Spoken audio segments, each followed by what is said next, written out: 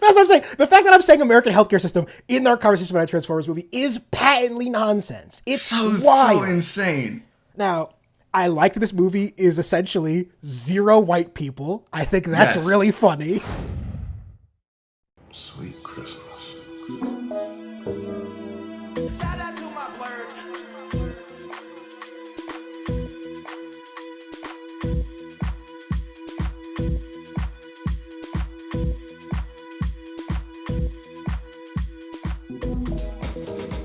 Hello, hello, hello. This is Che. And this is Cory. And this is the Next Time On Podcast, a podcast where two lifelong friends discuss all things amazing and all things fetid in popular culture. If this is your first time listening to the podcast, for the second week in a row, we started with a still not named Take Tornado. Name pending. That's what I've got.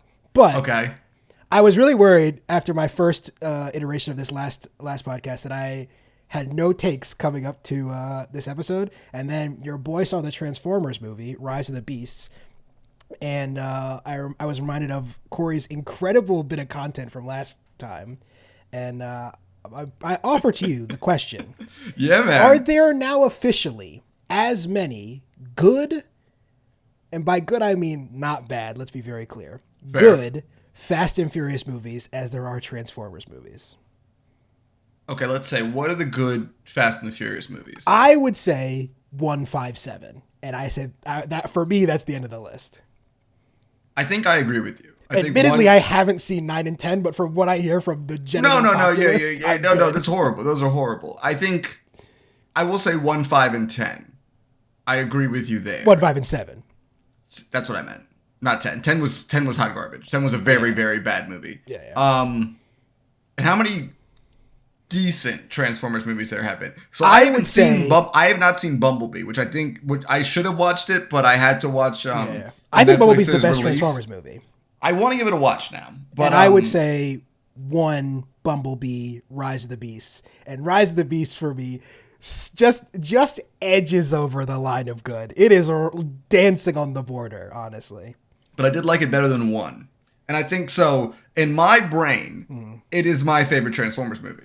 Yeah, I think that's fair. I would say it's the second best Transformers movie. Yeah, so I'm saying like it's.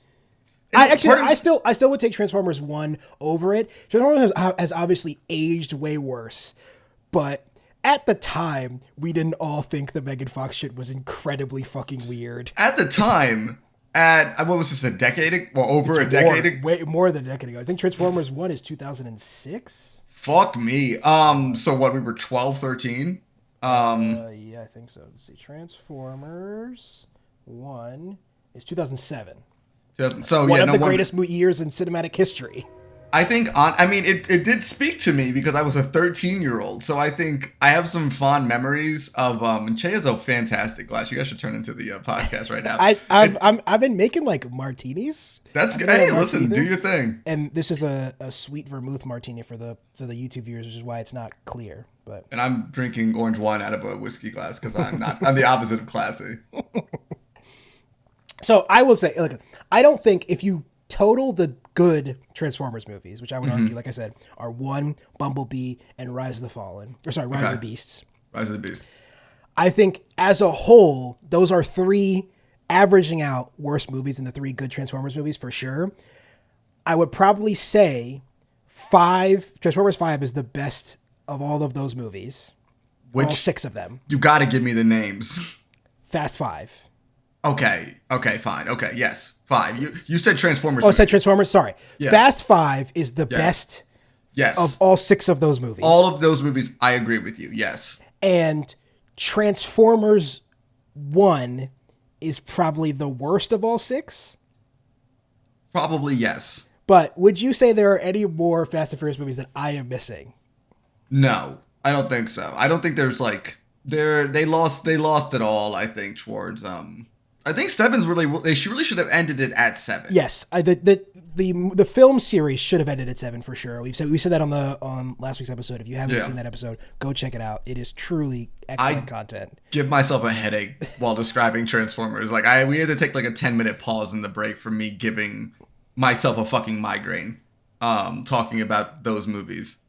But I did actually think Rise of the Beast, despite the fact that they did about 17 different Rudy speeches in the movie. Yeah, it was after the third one that I was like, every scene can't have swelling or like organal music and Optimus Prime going like, you must save what is yours. I'm like, this movie is about fighting robots. Y'all need to chill. Going through that movie, half of the time I was like, oh, they know what kind of movie they're making. Yeah. And the other half of the time I'm like, what are you doing? Was like, half the time, anytime it was in New York, you were like, this movie's kind of sick. And then the other half when it wasn't in New York, you're like, what's happening in this movie? As soon as they left America, I'm like, fuck, this movie's like... And then I saw a monkey, and I'm like, oh, okay. And then it's like back to doing the whole speeches again. But, Che, we got to talk about this when we get to that segment, because we still have a lot of things to talk about in this episode. We don't technically have it in a segment. You want to just drop it right after our I just assumed we were going to talk about it. But yes, let's do our things we love. Let's talk about the most recent DC movie. We're talking about The Flash today. Before we get into all that good stuff, don't forget to follow us at Next Time One Pod on all your social media platforms, including youtube.com/@nexttimeonepod, where you can see all this great stuff in video form. Drop a subscribe over there. We've got some exclusive video content coming for you, probably when I get back from Greece, because I don't have time to do it before brag. that. I don't want to go, Corey. It's fun to cruise. I hate cruises. Also, if you're reading along, don't forget we're doing Black Hole by Charles Burns and Curse the Rewatch. Maybe. We had a little bit of conversation that maybe for our 300th episode, we do a special Curse the Rewatch. But if that doesn't change what the movie is, we are doing Deep Blue Sea, the Renny Harlin shark film, coming up next. I'm actually kind of excited to watch that again. It will probably, just because of the movies we've done in the past, will be one of our best Curse the Rewatches ever. Coming off the back of Domino. Domino was a rough one. Domino, I think, was like Domino before Domino. Swordfish. I think Swordfish, and I think we kind of needed something a bit of like a palate cleanser.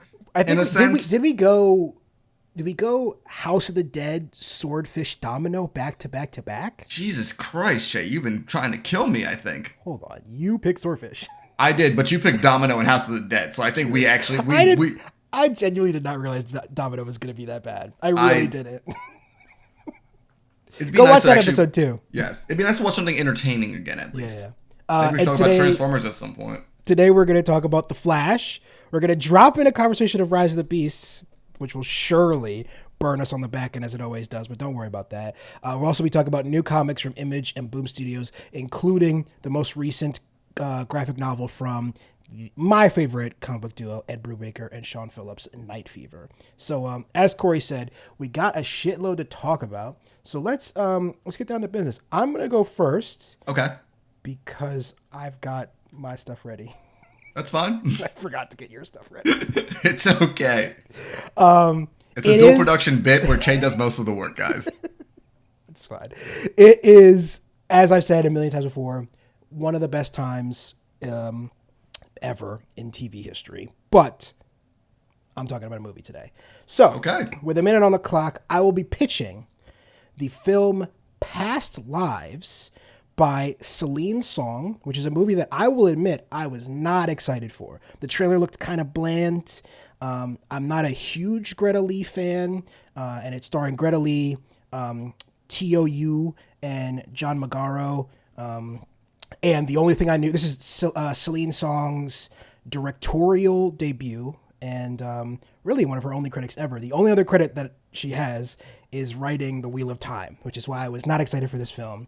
But I went in like cautiously optimistic, and I think this is one of the best romantic films of the past decade, easily. It is beautifully acted, beautifully written. It is obviously, as all good romantic movies are, incredibly depressing. But if you love a good romantic film, you cannot go wrong with Past Lives. It is probably going to get some Oscar buzz, so get in there early so you can sound really cool to all your film friends. I mean, the ever-growing list of movies that are currently hanging out in the theater, I see Past Lives consistently, and I really should have made a better effort to see that instead of watching The Flash, to tell you the truth. There's been some good movies dropping this. There's been some good movies, and I mean, I have Asteroid City lined up for this weekend. I'm excited to go watch that. I But don't have maybe my I could. Asteroid City tickets yet, but I will have to get them. Yeah. All right, Trey, I got a minute on the clock. You do have a minute on the clock. When I tell you, I thought you were Go. going to give me the go thing. All right. What I'm talking about is it's from the mid 2010s. It's the comic book G.I. Joe's vs. Transformers. It is a 3-volume book written and drawn by Tom Scioli. I believe I talked about him ways back when I talked about Fantastic Four Grand Design, which is this really oversized, really cool art book / writing book about the history of the Fantastic Four through comics. If you haven't picked that up, I really recommend it. But by himself as the artist, he takes a lot of attribution, a lot of inspiration from Jack Kirby, one of the greatest artists of all time. And what he does with that and takes that style, which he does so well, and combines it with a very tongue-in-cheek sense of humor and makes what should be incredibly stupid, but very, very fun. Not to give too much away from it, but at one point, the planet Earth transforms into a giant robot. And if you don't want to see that, what are we even doing anymore, ladies and gentlemen? I ask myself that every day. What are we even doing anymore? It's actually a very, very fun comic book, though. I thought it was being really dumb, but I saw it was the artist, and I love his art so much. It's a lot of fun. You don't need to know anything about it. It's very based in the 80s kind of vibe to it. I don't know shit about that era of G.I. Joe or Transformers, but I had a really fun time. It's reminiscent of Batman versus Teenage Mutant Ninja Turtles. It's like that, absolutely but should probably be garbage, but isn't. yeah, no, I was surprised how much of a banger it was. The problem with it is, though, I think it's only available digitally because I think whatever happened with the rights prevented this from being reprinted. So I was kind of bummed out because it definitely is meant to be read on a gigantic page for sure. But unfortunately, I was constrained into my iPad, which is, I believe I got it from Comixology, so it should still be there unless they got rid of it. I had it in my library a while ago, just for like the last 2 or 3 years. I just never read it until after seeing Rise of the Beast. I hope it's still available for you guys to check it out. It's a really good book. But yeah. Shall we just transition right from that into continuing our conversation? Yeah, let's talk about Rise of the Beast. Sure. Unplanned conversation on our end. Yes, an unplanned conversation. I think this movie is like a very interesting document as Yes. the Transformers IP seems to be getting rebooted in a lot of ways, whether or not we want it to be. Well, it seems like, at least from the one offhanded line in the movie, it seems like this is a continuation from the reboot that was Bumblebee, though. Mm-hmm. So it seems like, in general, like... Yeah, I mean, that was like... I'm sure our boy wrote this movie and was like, okay, are we good? And then somebody came to him and was like, so we need you to remind people that this is during the canon of Bumblebee. So actually, we're going to have this weird one-off line of Optimus Prime saying, you can't go see that girl anymore. Which was, I mean, at least to me, it's like, okay, at least we're like getting away from the Michael Bay like films entirely, I guess, with this. These movies have essentially, I mean, in the first Transformers movie, we see them land on Earth. Yeah. It's how the movie starts. Yeah, so it's very, very clear that we're like, I saw someone walking out like, I wonder when I wonder when Shia LaBeouf's gonna be here, and I was just like, do you not remember? He doesn't. That's not how we're doing things here. Well, also, to be fair, Michael Bay himself by like making Stanley Tucci Merlin and some other character. And then... That was truly, those movies. I mean, we talk about how bad the Fast movies are currently. The last, I want to say, the second one was rough. I remember Che and I seeing the second one in theaters as like children, and we all walked out. We were like, "Ooh, that was something." Is Transformers? I know I opened this by saying they have as many good movies as Fast and Furious, but I do think, as an average, even as somebody who's not a Fast and Furious fan, Transformers series is worse than Fast and Furious. Is Transformers one of the worst film series ever, just by numbers? Totality? I mean, yeah. I mean, like, it had. I mean, what movie are we on now? 6 or 7, technically. Like, more, I think, right? But like, I'm saying that, like, after the first one, which in general is a pretty mid film, then the rest of them were just like garbage. And I think one of the reasons I put this above the first one, even though I probably liked the aspect of the first one a bit more with the whole like slow reveal and everything like that, and I thought that kind of worked pretty well. Mm-hmm. I actually could follow what the fuck's going on in this movie. And I think that's like honestly the action looks so much better. It's like yes, for sure. It's just like the best thing about this movie going forward was just like I can tell what's going on, and the CGI actually looks pretty decent. Some genuinely good action sequences in this film. Some also truly nonsense ones. Don't get me wrong. Super nonsense ones, but like it's like in a weird way. I mean, like not in a weird way. It was like it's the same nostalgia feeling that like I felt with Power Rangers. I'm like, this is stupid as shit, but you play Go-Go Power Rangers. And I'm like, fucking man, whatever, dude, you got it. And they played fucking Beast Wars like theme when they transformed, and it was like, this isn't necessary, but I loved it. This is for me, like, and I was like, I hate that I got hyped about it as a fucking 29-year-old. It's like this isn't. But that's besides the point. Also, just confirming. So we are on 6, which is crazy. No, we're on 7. Okay, Transformers Rise of the Beast was number 7. There is a 2024 film called Transformer 1 that is... It's an animated film. Oh, is that animated? Okay. It's an animated film. I know that. I remember hearing about that, but apparently that's like an animated one, which I'm like, that could work if you just lean into that. Like, and maybe that's where we should have been with it, because I think, as always, these movies suffer from the human elements. I didn't mind the people that much in this movie. The person story in this movie is that it takes itself too seriously. This is a movie about aliens who transform into cars who fight each other. Yes. You don't need... I mean, listen, I respect the fact that this movie tried to make a commentary about the American healthcare system, that there was some interesting... such an insane thing, though. The fact that I'm saying American healthcare system in our conversation about a Transformers movie is patently nonsense. It's wild. So insane. Now, I like that this movie is essentially 0 white people. I think that's really funny. I realized that towards the end, I'm like, oh my god, this is like... And like when like... it was like... I think it was like... I don't know what the song was in the final battle, but I realized when it wasn't like a rock ballad, I'm like... Oh, this was made by black people, and it was like, oh, this is good. Thank you. I'm like, they cast like a up and coming rapper as a stunt casting in this movie. Obviously, we Anthony Ramos, who is probably most famous for Hamilton fame, is the star. I will say, they obviously I like Dominique Fishback. I think she's a good actress. Her character is nonsense. It is complete nonsense. She's the intern at a museum for an archaeologist who doesn't care about archaeology. Yeah, that's an insane. Like, also, how does she have money to go to this gala? Because I thought the gala was going to tie in more. Like, I'm like, oh, her boss is going to this thing. Yeah. So of course, and he's robbing this thing, so they must coincide. But it had nothing to do with each other. Well, no, he was robbing the museum she was in. Yeah, no. I'm saying that like.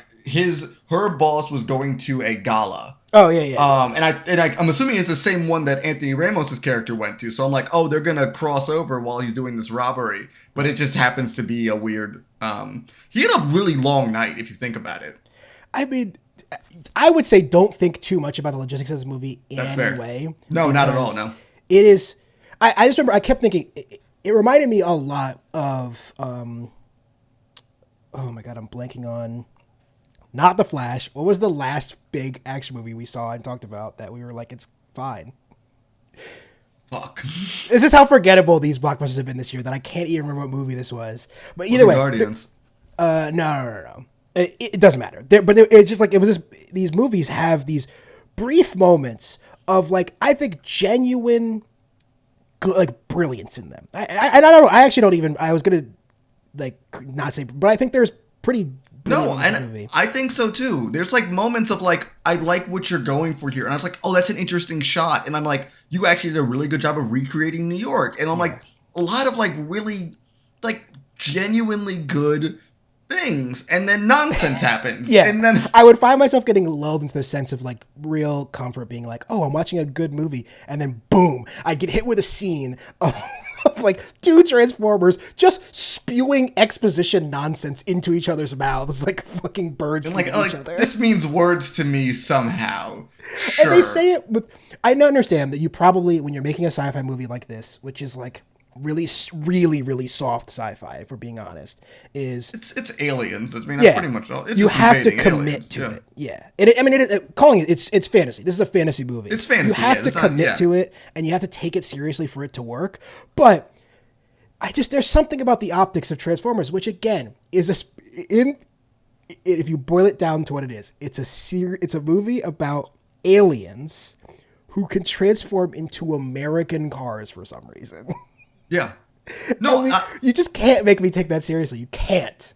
I think that when I was watching Extraction last night, and also to be fair, let's be very clear, ladies and gentlemen, Corey will not watch Silo, but this man is watching Extraction 2 in his free time.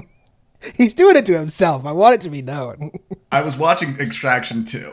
And as I was watching it, I'm like, this is a movie that took itself seriously at times, but it knew when to be campy. Mm-hmm. It knew when to be dumb. Like when you see like fucking Chris Hemsworth walk away from an explosion or like turn looking into the camera as we slowly zoom in, it knows it's being stupid, but it allows itself to have its serious moments too.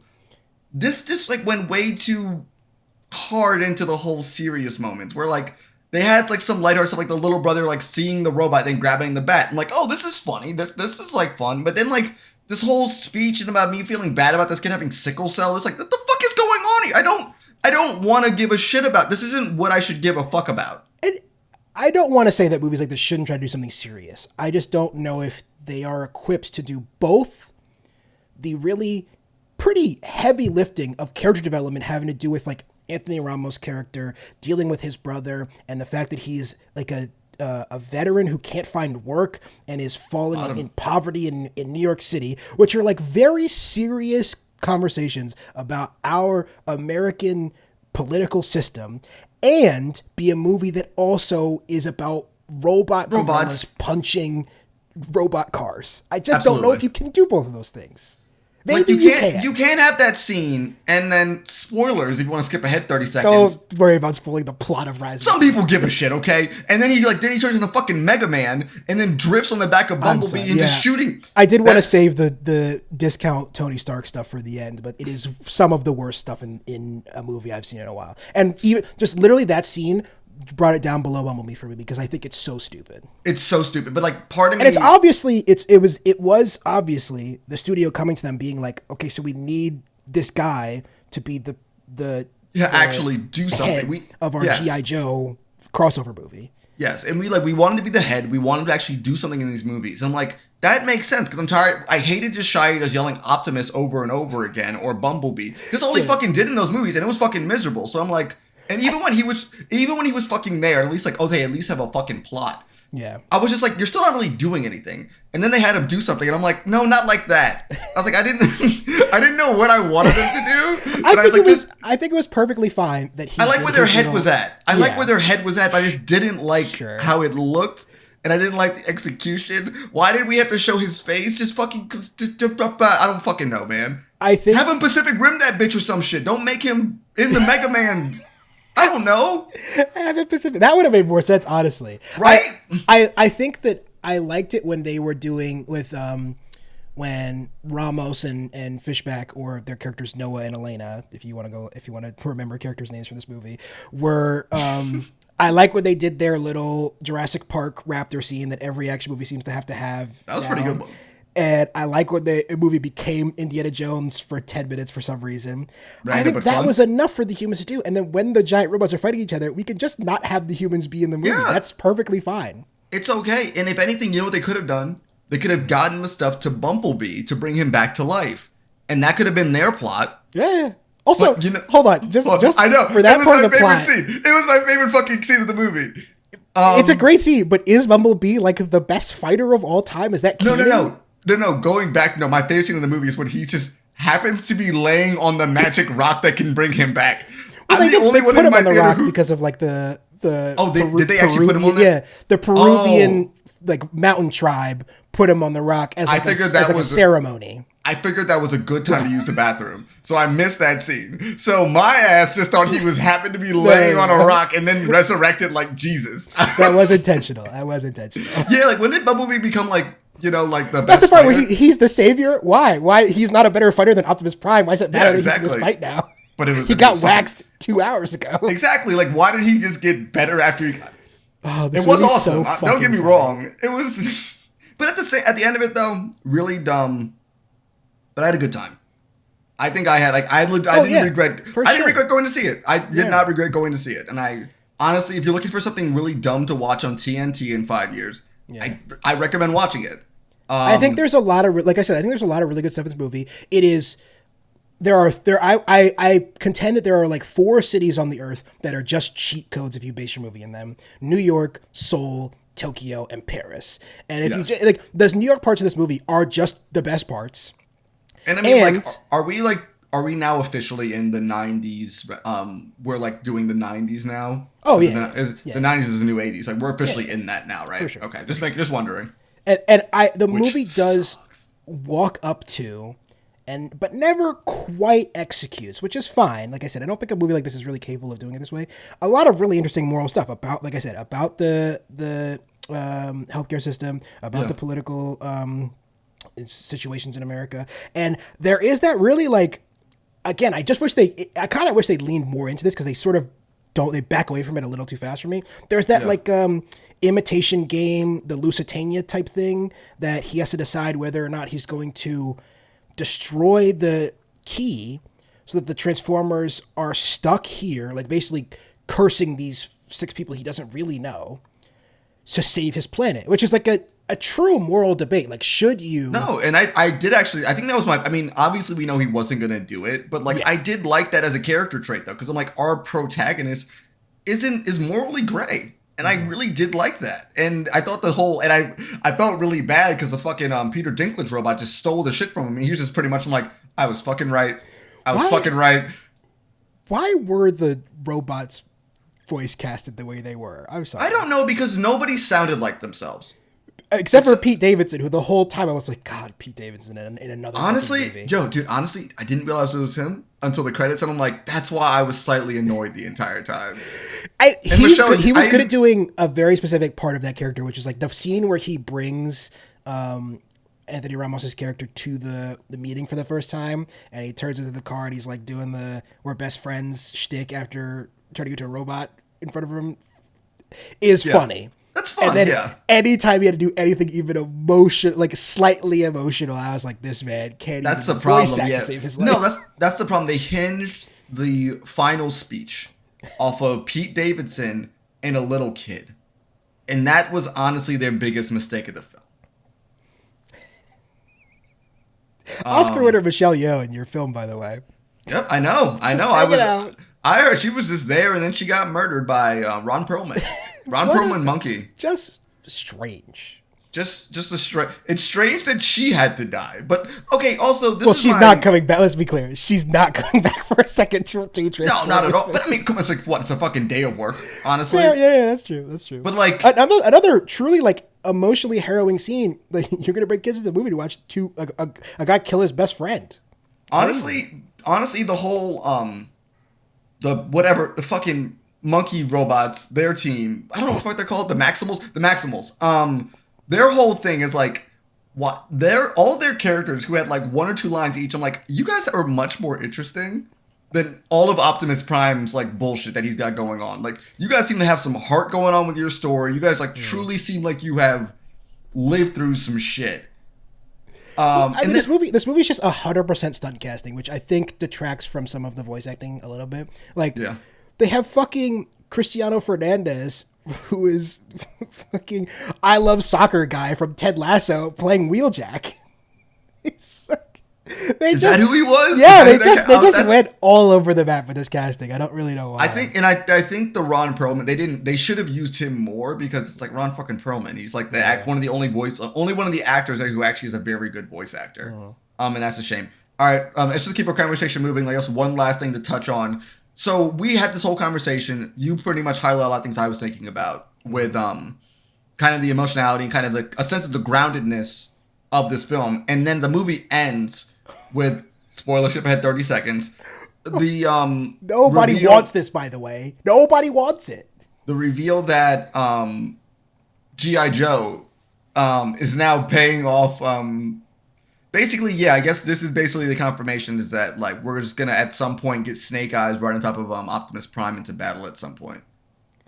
I just don't understand what these movies could possibly look like. I don't know either, because like part of me is like I think I was like walking to the theater, and at this point, because it's legal in New York, I have my edibles fully kicked in, and I was like, I guess this is a way to have humans be in the movies and not be like unnecessary, I guess. But I'm like wondering what they could possibly bring into this. I love Michael Kelly, so I wasn't like super bummed. That's nice that he was there. Yeah, I was like, oh, cool. But I just don't listen. I will see it. I'm going to see these movies, but I don't understand what they're going to possibly look like. It doesn't make any sense to me. It makes no sense at all. And I was like, I'm like, why am I hyped right now? And I think that pissed me off a little bit about myself. I've looked at myself in the mirror continuously since then. But I think what I wanted, the thing I just dissed about it, is that I want to see Snake Eyes ride Optimus Prime into battle. I don't care. That's what I want. Because of fucking America. That's what I wonder if we get anybody back from the original G.I. Joe, like a failed film series. I mean, who do they bring? Who's from it besides The Rock, really? I mean, well, Channing Tatum all the way died. I mean, who honestly, who cares anymore? I mean, honestly, the thing about the Transformers, though, you actually have to kill somebody and let them die. The Michelle Yeoh actually, I'm like, oh, she actually fucking died. Yeah. But I'm like, they should have just killed, I mean, I know they weren't, but I'm like, they could have just killed Bumblebee. That would have been a pretty good shock. Well, I don't think they can, because Bumblebee spans I think Bumblebee is, if I'm remembering correctly, which let me be very clear, I am not a Transformers canon expert. I think that film spans both ends of this movie. Bumblebee? Yeah. Oh, okay. I don't know. I haven't seen it. I don't know. I'm pretty sure the after credits, at the very least, of Bumblebee is after this film happens. Gotcha. Do you think there's any chance to get Haley back? I don't see why not. Yeah, I mean, whatever. She could be in G.I. Joe's. Anybody could be G.I. Joe, I guess. It's going to be her, Henry Golding, and... That would be cool to get Henry Golding back. Listen, The Rock ain't doing Black Adam. He is not doing Black Adam. He's going to be doing what? One more Fast and Furious movie? That man is a free schedule. Do you think we get a Black Adam anytime soon? Or was that movie such a disaster that character's probably shelved for a while? I think the Shazam characters in general are shelved for a while. Which I think is a bummer. Because I don't think he's like a great actor, but Zachary Levi's like pretty charming. He's pretty charming, and I think he does a good job as that character. Yeah. And what's the girl, what's her name? Grace Curry. Everyone's been raving about her. I just haven't seen the new one yet, but the new one itself was fine. Is everyone raving about her because she's good or because she's incredibly attractive? Che, let's be honest with you, Che. She's you could be both. You could be both a good actor and I'm gonna be real with you, Che. She probably has about 10 minutes of screen time. Oh wait, Max. what? Max. All the internet is all I see is her being. Oh, because you can see her in a very short skirt. That's 100% why she's. My apologies. I should never have opened my mouth before seeing the movie. Oh yeah. Speaking of movies about people raving about people for no reason, I don't actually know where my transition. You want to talk about the best superhero movie since The Dark Knight? Ooh. Okay, ladies and gentlemen, Che and I crossed the picket line of morality, and we went to go see The Flash. I will say, of all the terrible people whose art I've inadvertently and knowingly supported in the past few years, Ezra Miller is not at the top. I've just resigned myself to the fact that most people that I like, the art I enjoy or the athletes I like, they're all terrible people, and so be it. It's just gonna have to be that way. But yeah, let's talk about The Flash. So before we jump in, if you just had to say good or bad, what would you say? I don't know. I think that's my thing, Che. I don't know, because the bad, and I believe this is bad, because a movie should not look like that CGI wise in 2023. Very confusingly shit looking. That was honestly like, and I think you sent me that, like, the whole like article. I actually did read an article about the director saying that the whole Speed Force thing. So, ladies and gentlemen, just like so, if you have not seen The Flash, the CGI in it is some of the worst CGI I've ever seen. It's like it is Parts of this, I do think there are parts of this movie that look yes. okay. There's parts of movies that look okay, which is There are also parts of the movie that look unimaginably terrible. yes. So there's parts of the movie that looks okay, and then there's parts of the movies that I'm like, this is pretty bad CGI, but I get it. Like, part of me, like, I get it. Like, listen, people are hard to CGI, babies are hard to CGI. Some of that shit, I'm like, I like.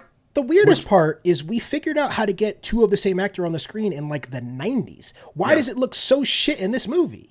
Yeah, I don't know. That's what I'm saying. It's also confusing to me. I'm like, why did you have to de-age him? Really, just put him up. Let's put a fucking wig on him.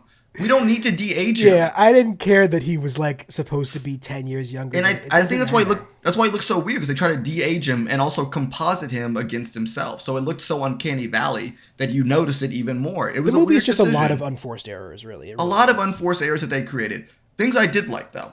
I liked when he was running sequence. I think when the movie opens up with him running from Central City to Gotham, I thought that was pretty fucking cool.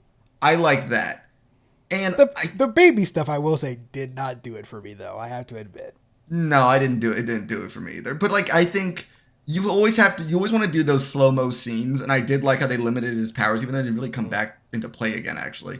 And I know we differ on this, and it doesn't matter now because he will not be returning. But I do like Ezra Miller as a performer and as Barry Allen. I think that's one thing that pissed me off afterwards. I'm like, fuck. As a performer. I need to caveat it. No, and I think that support his actions. I don't think he's a good Barry Allen, and I don't think he would be a good Wally West for that matter. But I think in the movie they made and the character that Zack Snyder fucking handed them, I think that he did a good job as that. And I don't like saying that, but I thought he acted pretty well in it. I think there's a lot of emotional weight put on his shoulders in this movie, where he has to do a lot of, admittedly at times, kind of cheesy parent-child stuff, but I do think he is an effective performer in that element. Yeah, no, and I think what the movie did best were those characters, those like quiet moments. I thought his entire arc of basically having to kill his mother was like absolutely just fucking gut-wrenching. Like, did they get the script for Across the Universe before they made this movie? Why is it so similar in a lot of ways? I don't know. It's like a weird, like, it's funny because, like, I think in the Flashpoint original comic book, we don't even see Barry, like, killing his mom, we don't see him save her in the first place. Yeah. But so I think it was an interesting decision to use those as bookends, but I think it does work in the sense that it does make us feel more for Barry as a character. And also it does like just drive the knife in the fact that he's got to go like basically got to make sure his mom dies. Yeah. I get, like I said, I think there are parts, if I didn't answer my own question, if I had to say good or bad, I would say just on the border of good. I think this movie, I walked out. I think it's a 6 out of 10. I think it's a 6 out of 10. Yeah. I think that's what it. Yes, and I think if the CGI was better, I think I'd give it a 7. But I think the CGI it just jarred me so much at times. It does look crazy bad. It looks crazy bad. If you were only in that in the Speed Force section, for like one scene, whatever. Yeah. But it's a big part of especially the final action sequence. Yeah, and it's like, and part of me is like, I like the idea about the Speed Force, and I even like the way they like the animation that could have worked, but I don't know why they did the people like they did the people when they were like showing like, and also should we talk about the kind of the elephant in the room of cameos, I guess, of dead people. Yeah. I mean, like, what did you think about that? I'm still on a bit of the fence on it. I thought it was pretty fucking funny to show the Nicolas Cage Superman. I didn't get it because I thought it was funny. It seemed like a weird time to make a joke, though. It did seem like a really weird time to make a joke, but I guess it was just more of like, I guess like this is the infinite possibilities or whatever, basically, and like. But then, I mean, you couldn't get. You know what they should have done? I mean, they were never going to do this. Is just do an animated sequence, do the animated Superman show, and that would have been a good one. And it's again like some of the best stuff in the Spider-Man in Across the Universe is when we like the Lego stuff is great. It's funny and it looks really cool. If you just had that moment where you switch over, like the Nicolas Cage thing, especially because again he looks insane in that CGI. Insane. So does fucking Christopher Reeve too. That was yeah. I felt like they looked pretty ghoulish and like that's what I mean. That's the thing though. Like they picked the weird style. If you're gonna like CGI animate it, pick a better looking style. Like they should have picked something like that looked better. It's just like such a weird. I just don't get how they fucked this relationship with Henry Cavill up so badly. That he couldn't even show up for this 2 seconds. Yeah, it's just weird. They got Michael Shannon. I'm like, yeah, I don't know. Well, Michael Shannon had to run it past his boy Zack Snyder apparently, according to an interview with who was that by GQ? I don't know. That was fucking weird though. But like I think this was also Henry Cavill because this movie's been in the can for a while. Like I think Black Adam was like shot and done while this movie was already finished, which is another reason why the CGI was so fucking bad. Like what the fuck? I would love to know how much this movie got reshot and reworked in the. So I think a lot. I mean, I know the end bit was definitely something that was like reshot towards a very like that's like a new thing they definitely added on in recent months. Which end bit do you mean? Spoilers. Skip ahead 30 seconds. This whole conversation with spoilers. I would think. Yeah, that's true. But the George Clooney at the very end. That was. There's no fucking way he's coming back, right? No. I think Jay. I think the reason that they did that was pretty much to be like, yeah, Ezra Miller's like not in this universe anymore. I think that's the reason why they did it. Okay. That suggests that we're gonna get either Batfleck or Keaton, which I can't imagine we are. No, I don't. I think what that's saying is that like now like it just doesn't. From my interpretation of it is that like there is a universe with Affleck, there's a universe with Keaton, and now there's a universe with Clooney. But I don't think we're using any of those now. Right. But I think that was my interpretation basically. Like he like no matter what the world's like Ezra Miller's. There's not going to be a George Clooney Batman movie. That's never going to happen. He's not going to be Batman Brave and the Bold. He's not going to be in the whatever new one. So I think if anything, this is writing Ezra Miller out of the DC universe. I'm still. I told Corey this, and I think I said it on this podcast, and I've said it to many people who have told me in passing that they're excited for the Flash movie and they like Ezra Miller, and I've said it on the record multiple times that he would not be the Flash by the end of this movie. And I would say I'm wrong. I mean, he's not officially not the Flash. We don't get another Flash. I think we will get another Flash. I don't think we will not see Ezra Miller again. I think we're done. We're done with Ezra Miller. Ezra Miller is now, I think he's like, unlike, and if you look at it from a way, he's been cursed to the worst universe in a superhero movie possible. He's in the universe where bat nipples were a thing. No one comes back from that universe, Che. He's just done there. George Clooney did look fire, though, I have to say. He did. It was nice to see him. It actually did take me off guard. I was like, who the fuck are we going to see? Like, is this going to be Michael Keaton? I'm like, I did not expect George Clooney out of anybody who walked out of that car. Even though I should have. I have said before, and I will say again, I am in favor of redemption. If Ezra Miller can do something to truly rehabilitate their image, okay. It's not going to be in time for whatever DC's planning to do. And it's just easier for DC not to continue with this character. It's easy. I mean, it looks like interviews came out today that Gal Gadot's probably no longer going to be Wonder Woman. But even she got a cameo in this movie. She did. Which was weird. But I think, in a way to look at it, though, I mean, Che, this is not even, the Shazam cameo was much more insane in the second Shazam. But I think, in a way, this movie... I don't remember Shazam being in this movie. Oh, no. Shazam 2, She's in Shazam 2? She's a Deus Ex Machina in Shazam 2. It's a fucking insane, way to end the film. I mean, she's basically a Deus Ex Machina. Can I spoil Shazam 2 for you? I don't give... I'm not going to watch Okay, this is just fun. In Shazam 2, Billy dies. There's a scene, Billy straight up is fucking dead. And, they, lay him to rest in, this, the Greek pantheon. Out of nowhere, you just hear the fucking electric cello, and then Wonder Woman walks up, resurrects him from the dead, and then leaves. Okay, whatever, man. I will listen. I've been on the record as saying superhero movies suck, and we probably shouldn't be watching them. They're all stupid. We're dumb for liking them. We are dumb for liking them, but it's just But there's some. I think there's to say good things about this movie. Yes, the Michael Keaton stuff in this movie fucks. Yes. It is so good. There was such a lull when he went into that world. And I'm like, fuck. And then Michael Keaton showed up. I'm like, oh, wait. I'm happy that I'm here now. And it's so... All of his scenes were just fantastic. And I really liked... he is I don't remember her name. head but- and shoulders the best part of this movie. Absolutely. I get why they marketed him so heavy because he's like he's the best part. He's the best actor. Which is weird because I will say I don't really like the Michael Keaton Batman movies. I'm not They're a not big fan for of them me. either. They're not my kind of. They're not totally my thing. They're basically before our time. They're Yeah, like it's not really it's not really our comic book shit, honestly. Do you think they even bothered to call Christian Bale? Do you think they hit him up? I think they hit him up first before And they were like, "Hey, buddy," and he just hung up immediately. I'm still mad about Thor. Okay, all right. He can't be mad about Thor because there's no fucking way he's watched that movie.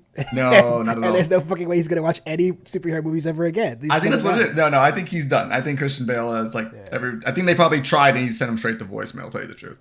I liked the Michael Keaton stuff a lot. Like the Michael Keaton. And even though it was very clearly out of necessity because they definitely wanted Henry Cavill in this movie. Yeah, I think yeah. The Supergirl stuff is real. She's good.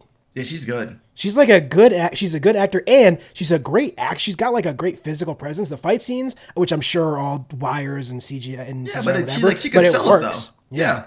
She can still. I mean, I loved her. Like, kind of like one of my favorite scenes was like her first moment in the sun when like they're like on Bruce's like roof. And I'm like, killed like 14 Russians. Oh, just murdered them. Oh yeah, no. The Flash straight up like kills Kryptonians, and I'm like, I forget. I'm like, are DC heroes just like murderers? Like, I guess they are. Like, and it's like even Batman murders. Like, I'm still like very like I'm not really one of those people who harps on it, but it always does feel wrong whenever Batman kills somebody.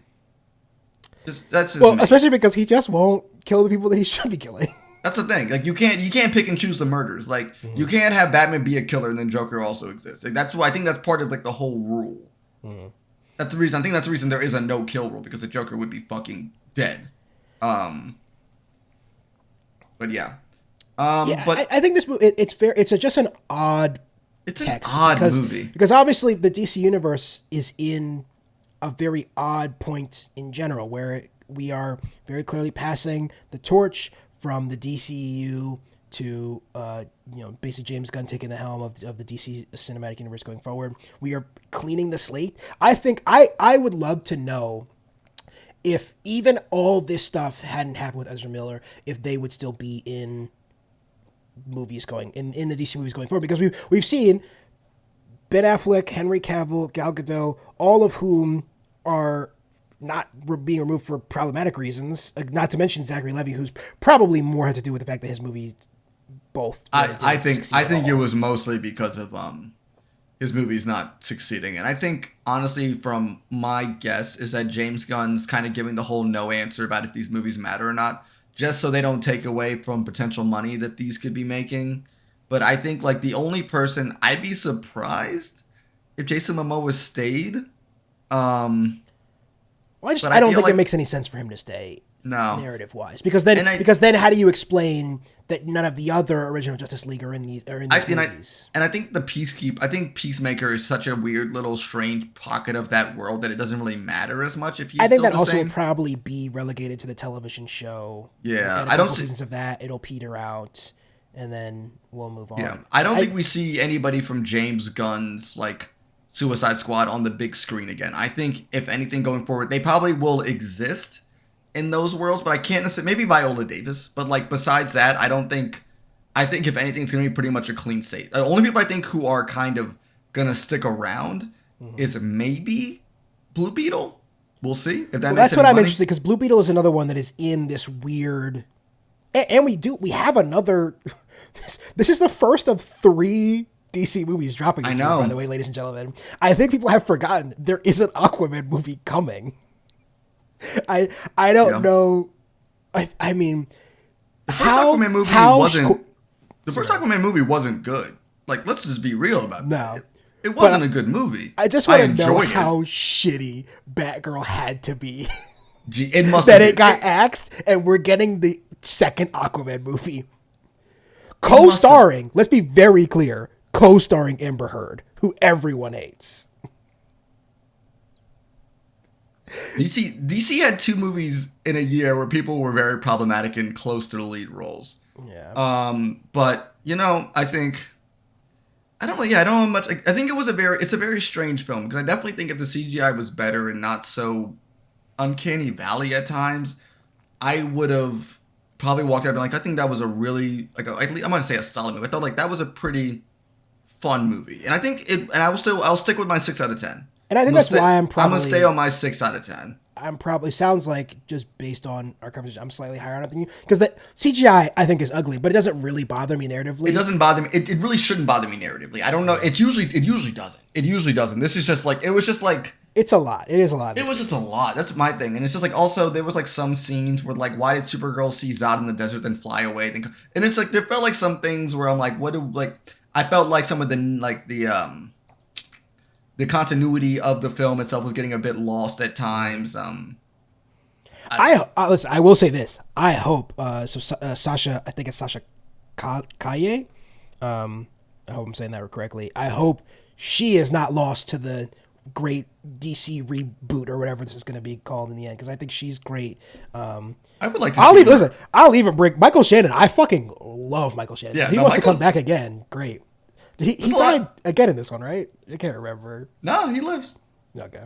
That's right, because they don't win. They don't. Yeah, no, he wins. No, he wins. Yeah, he's good. He's like, Michael Shannon wins. It does suck that we had to pretty much say is that Michael Shannon, if Superman was a woman, would have killed him. Yeah. Not great in your movie, Well, I think to be fair, I think the suggestion is that Superman waking up like 4 hours before he has to fight Zod probably couldn't cack it. That's I do love that scene where you see her like fingers grow on the or like Yeah, that's very fair. Another great character. It's reminiscent of like Spider-Punk, who I think just steals the movie with probably about as much screen time as Spider-Punk had. Honestly, pretty much, yeah. But I would listen. It would be fun to see her come back, especially in Woman of Tomorrow. I would like to see her more. If not in that, that'd be interesting to bring her back into the universe. Yeah, so I think Woman of Tomorrow, if they do that film right, as someone who's just like I finally was able to land a copy of it. It's been so out of print for so fucking long. I was rereading it. I'm like, yeah, I can understand why they really want to make this into like a movie. I get that. But still think it should be a TV show. But I agree with you. I agree with you. Very, very. I'm right there with you, buddy. But let's take a quick break though, Trey. Come back with some comics. And then figure out what we're talking about for the rest of this podcast. You were never a god. You were never even a man.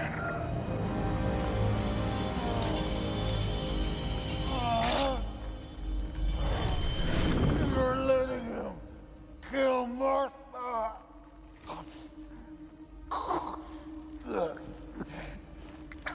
What does that mean? Why did you say that name?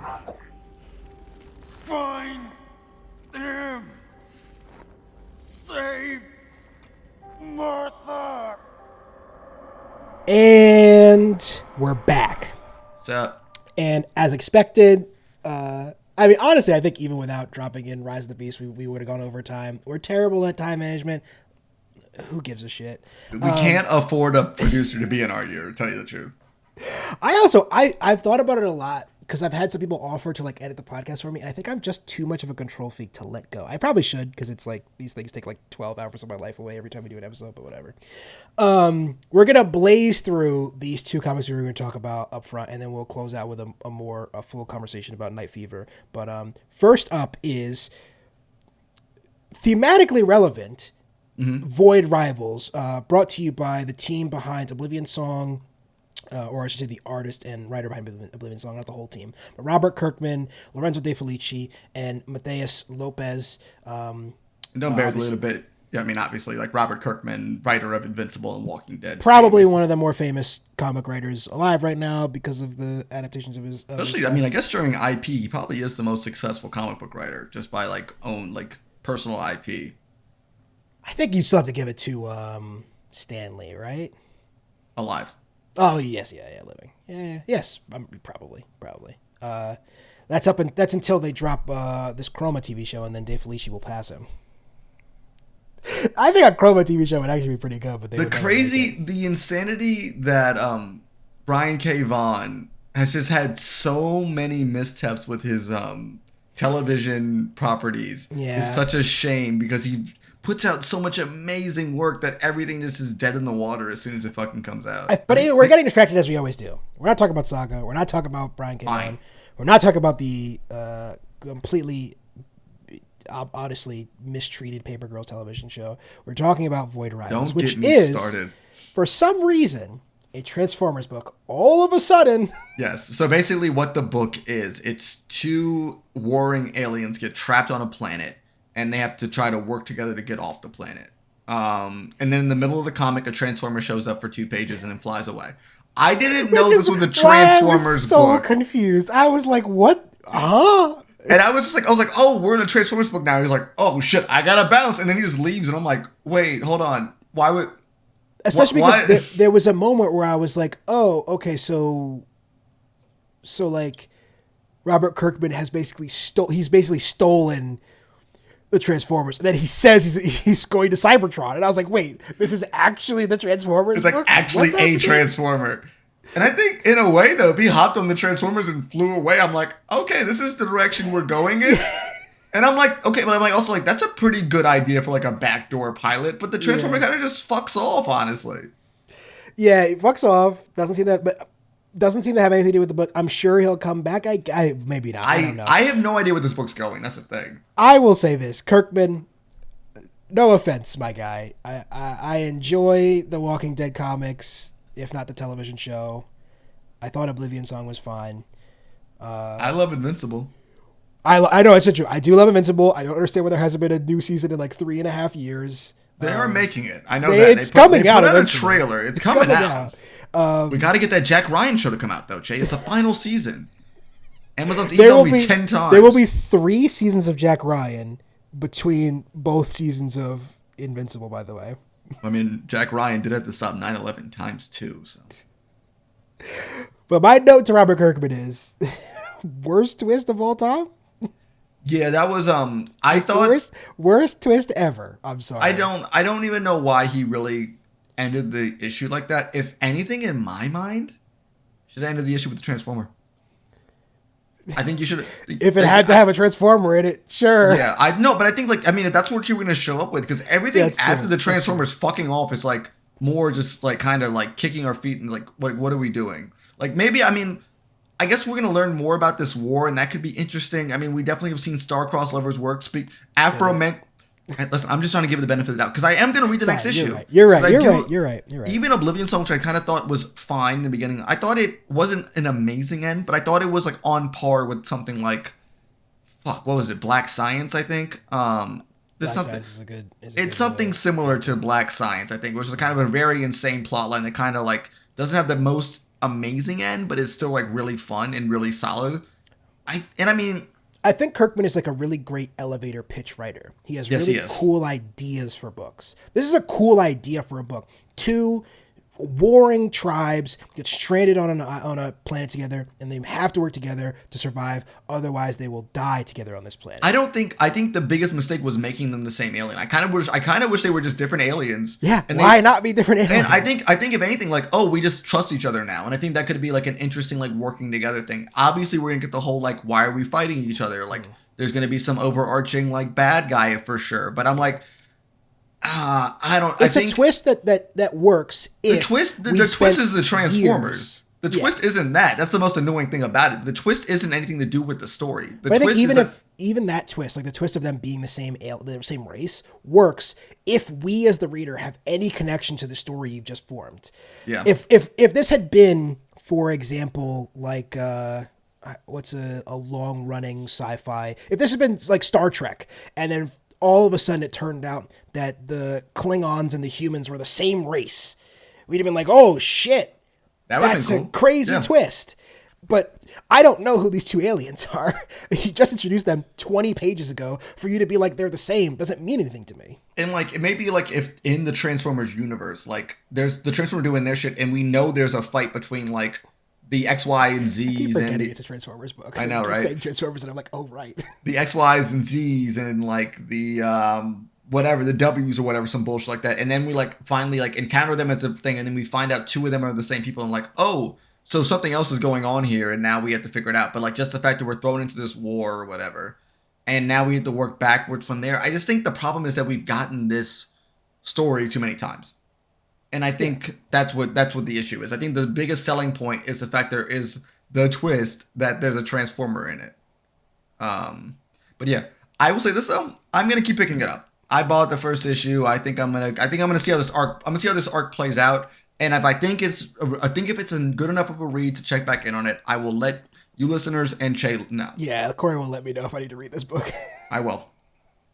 All right, off to our next book that we were going to spend more time talking about. We will So spend speaking of book, this fucking very little time talking about this. Once Upon a Time at the End of the World, the book that I've been trying to get to fit on the podcast for a while. I really loved the first couple issues. The first volume of it is the trade came out a couple weeks ago. I think it goes for $18. Yeah. I bought it at my store. It collects issues 1 through 5 in it. Really solid artwork, really good book. I recommend picking it up. So this is a post-apocalyptic book by Jason Aaron, Alexander Tvenkey, and Lee Loveridge. Issue 6, the artist switches to Leila De Luca and Tamara Bonvillain.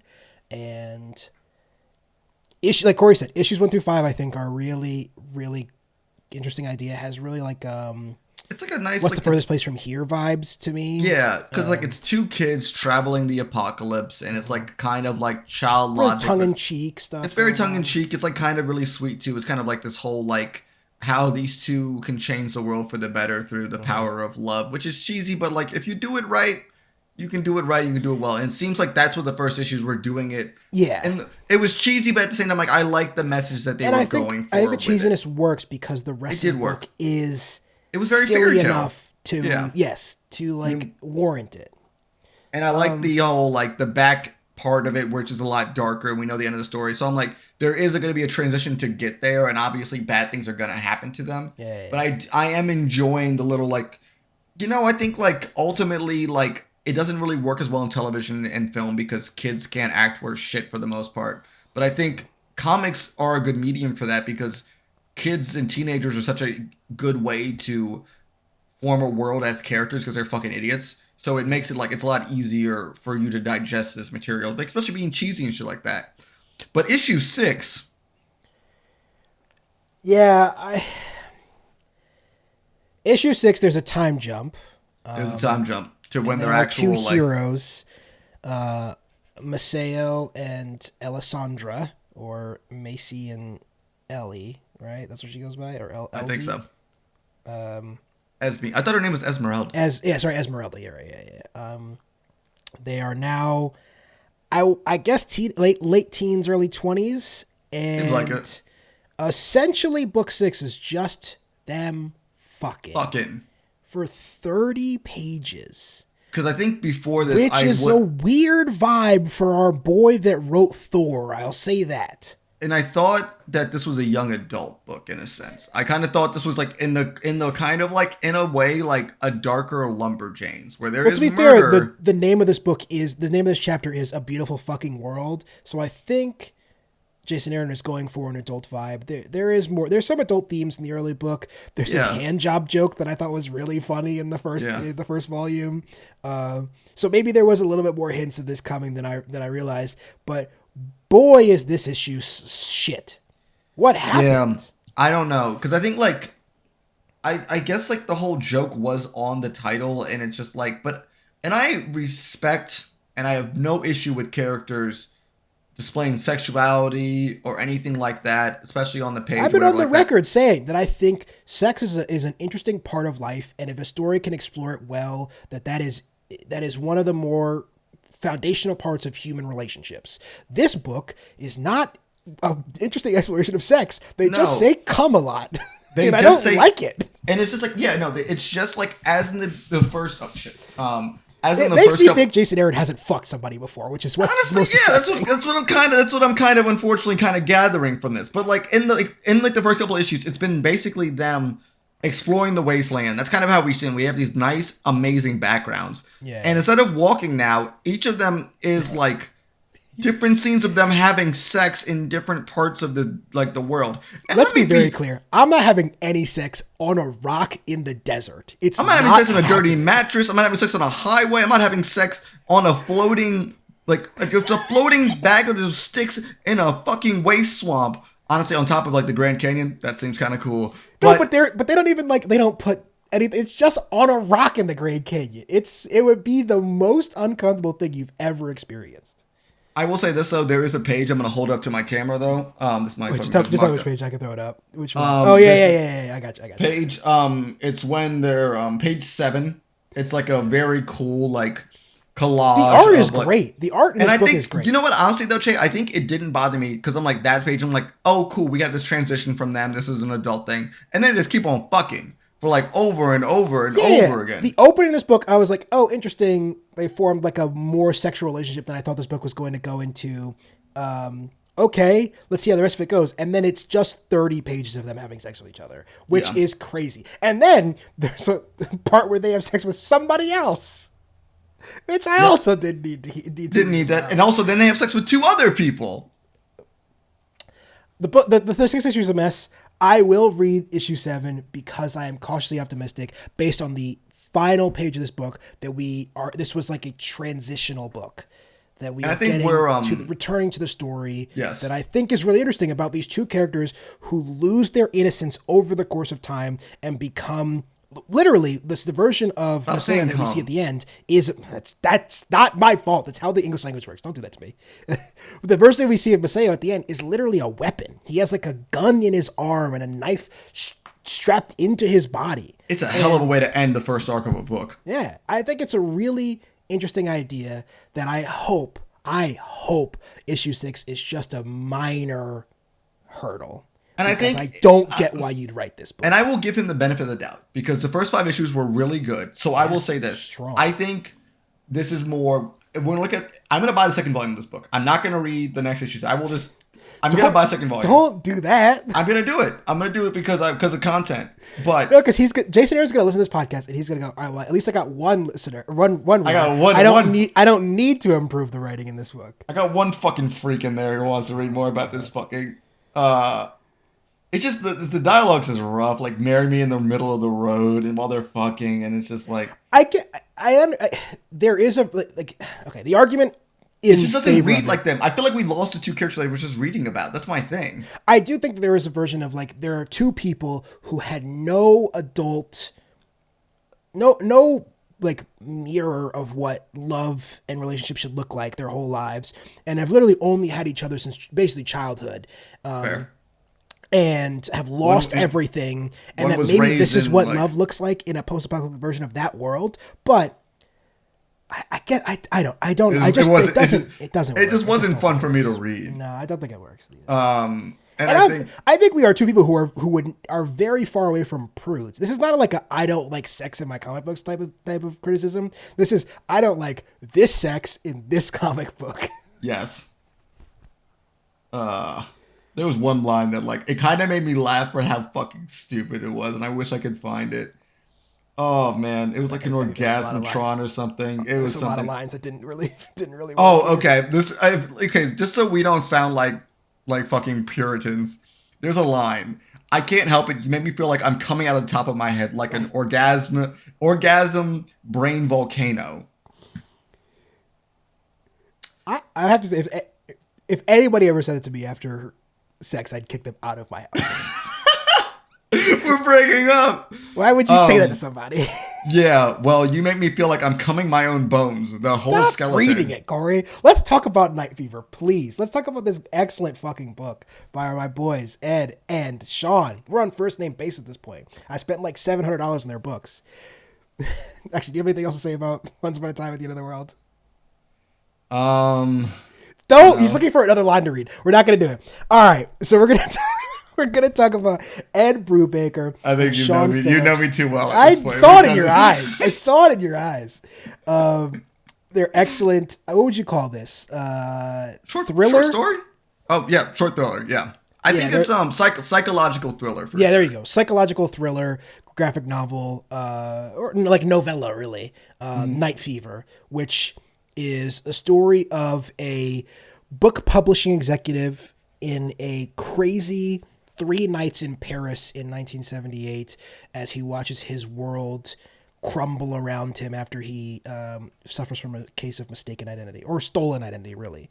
And it's got all of my favorite elements from great noir thrillers and like classic Hitchcock films and all that stuff, where you just watch this character make bad decision after another, but it feels like he can't stop himself. He's being like dragged down this pit of despair by himself, really. I love this book. As I've said on this podcast a billion times, I love Phillips and Brubaker. They're my guys. Almost everything they write, I love. It's so interesting. I feel like you and I both love like stories where it's just middle-aged white men who just kind of have an existential crisis, just lead their lives to ruin. Yeah. I don't know why they're always so entertaining. This is very much an allegory for like the character, not Griffin. What's his real name? I'm blanking. His name he steals.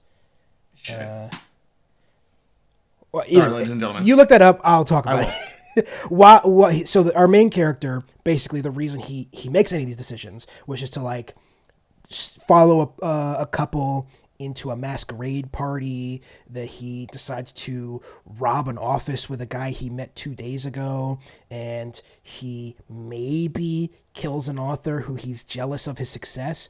The reason he does any of this stuff is because he is dissatisfied with his life, a life that he himself knows and that he has been told he should really appreciate, which is like he's got a loving wife, 2 kids, a great house, but still he has great this career.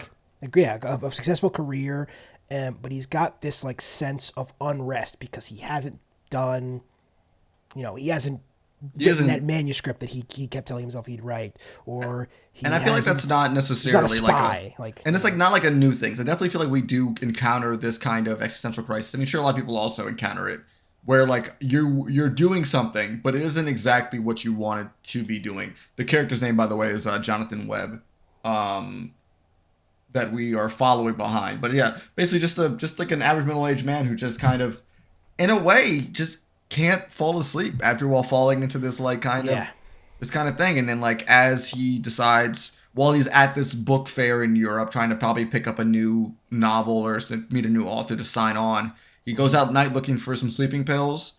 And as listen, happens to everybody, happens to the best of us, ends up in a masquerade sex club. Not just a sex club, sex, gambling, fight clubs. It's got the whole thing. It's everything great. Illegal, everything that you imagine a real life Eyes Wide Shut would look like. I have exactly to say, that. It's my ideal party. It's got all the things I'm looking for. No. I want to go to the one with the aliens in it.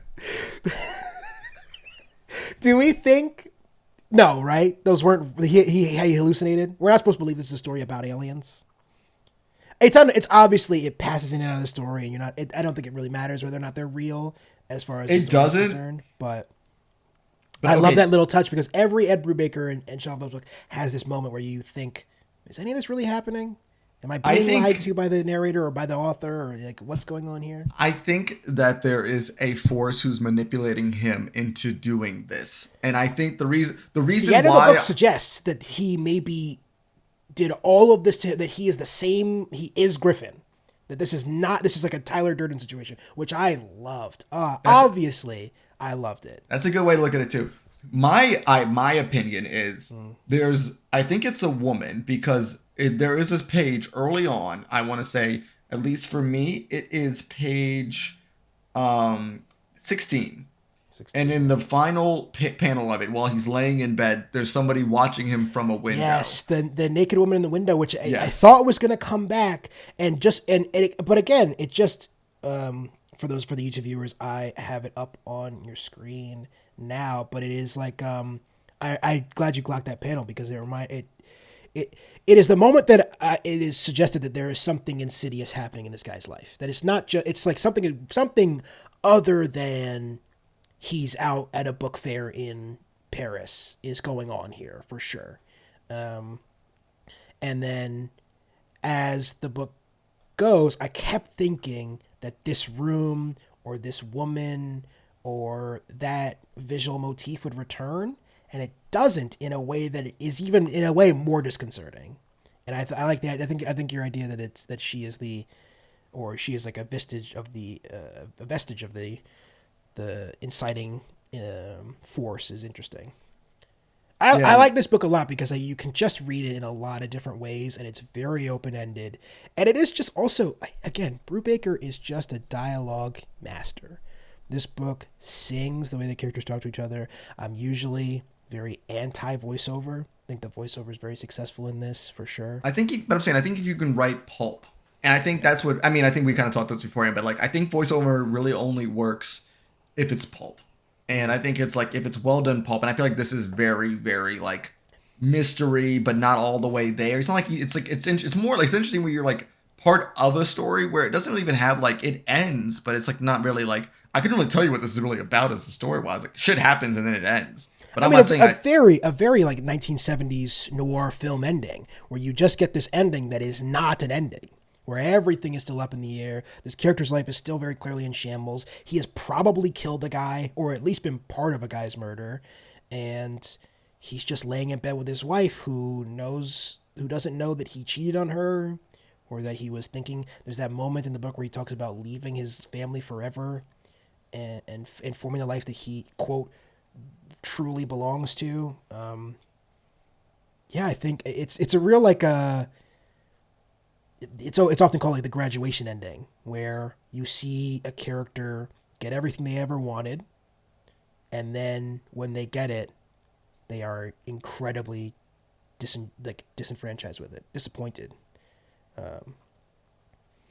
Which is how Brubaker writes a lot of these. But that's how you just mentioned Pulp. One of my favorite books up there is Pulp. The actual title of the book, Pulp, is another book that ends like that, where you just see this character who's gotten everything they ever wanted, and then has it all taken away from them in a very tragic sense. So, I think the aliens are real. I don't think it matters. I don't think it matters. I don't think it matters, but I think I think if I had to say, yeah, sure, the aliens are real. But I think somebody was pushing him in directions, and I think it might have been aliens just because it's fun. There is very clearly there is a force here. A lot of this stuff would be explained if there was a supernatural force at hand, for sure. There's stuff going on here that doesn't make any sense. Like how the hell drugs don't work like that. I don't think there's any drug that works like that. No. I don't fucking know. But even the sort of inciting incident of his insomnia, which is that he writes this book by an author who's describing his exact dream that he had. Yeah. Is a supernatural event. So. Exactly. Like that starts him not being able to sleep, being that it also triggers that whole thing. And then like, yeah, everything seems so ghostly. And I mean like his like Griffin is a guy who wasn't wearing a mask there, but you needed a mask to get in. So how did he get in? Mm-hmm. He's dressed in all white. He's like pretty much like, helps him steal a car. Like it's like he does all the things that he wants to do. The only thing that's out of place is really them going to the lawyer's office. That's the only thing that I can think of as a way to put Griffin out. I think that's why I love the ending that suggests that this is a Tyler Durden situation, that he is both people, or it is one person the whole time. Because, I mean, that would make sense. Yeah, I mean, we even get that reprise in the narrative that suggests that like he didn't remember seeing Griffin, but then he's reminded he saw Griffin when Griffin tells him that he was there, and like we never really see them interact around other people except for that scene with the two girls, which is very reminiscent of that scene in not Pulp Fiction, Fight Club. Jesus Christ, I had like a mini stroke there. Don't worry about it. In Fight Club, when he's standing outside the room and Brad Pitt and Helena Bonham Carter are having sex, which is like the mechanics of it, of course, don't make any sense. How is he in both these two places at once? And in that scene with Griffin and the two women in the room, is it 3 people or 4 people? We never really get a visual confirmation of that in a way that, like, especially when he returns to the apartment, it's a very weird interaction with the 3 of them. Yeah. But again, I think it's a book that clearly ends with you supposed to being asked all these questions. Is it 2 people? Are there really aliens? Is there something insidious going on here? And then even more concrete questions like, is he actually going to get away with this? Is he really scot-free laying in his bed back in America? I think in a sense he did get away with it. For Right. now, for sure, certainly when the book ends, he's off. He's scot free. But it is the they've rolled in '70s. It's like it's like how the fuck are they gonna find him? Yeah, It's true. It's true. he shaved his mustache and he was fine. I mean, yeah, the book, the newspaper suggests that there is a possible fugitive sidekick to this guy who possible second victim and all that stuff. It is. I don't know. It's just again, Brubaker and Phillips. It annoys me that they write these books that I have to again buy because. I think you know what the funny thing is about this shit is you finish talking and I'm like, damn, I didn't even pick up the Tyler Durden situation, and now I got to reread this shit again because I want to because it's such a page turner. It was so. The only thing that made me think it's obvious, very quick, and it hints at it. It's that moment when he goes back and revisits the book on the plane, and he talks about the dream has changed. Yeah. And it's no longer the dream of the like primitive man who, again, this whole book is about this guy becoming a primitive version of himself. But then at the end of the book, he reads the dream and it's about a guy who's run himself over with a car. And he literally says here, the guy's hitchhiking, but he's also driving a car and he runs himself over. So the question is, which guy is he? The driving or the one lying dead in the road? Good question.